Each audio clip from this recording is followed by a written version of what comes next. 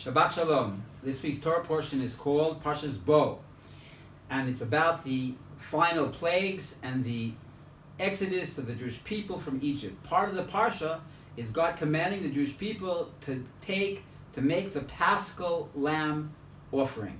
What was this Paschal Lamb?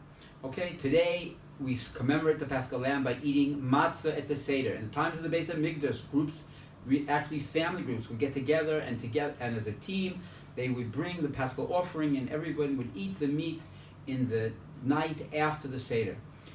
But in the time of the Jewish people in the desert, the Paschal Lamb had a very, very deep significance. We're going to discuss it on three different levels.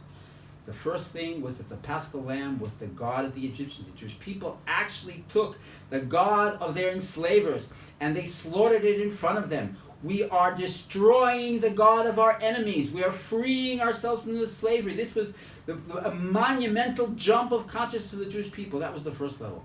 The second level was that the verse says that it's head down, it's head and legs on its stomach.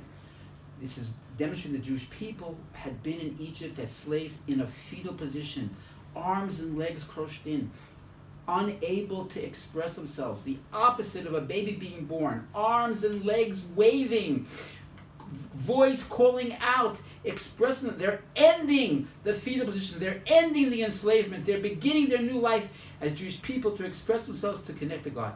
The third level, though, is the lesson for the future. There are three ways a person can enslave himself.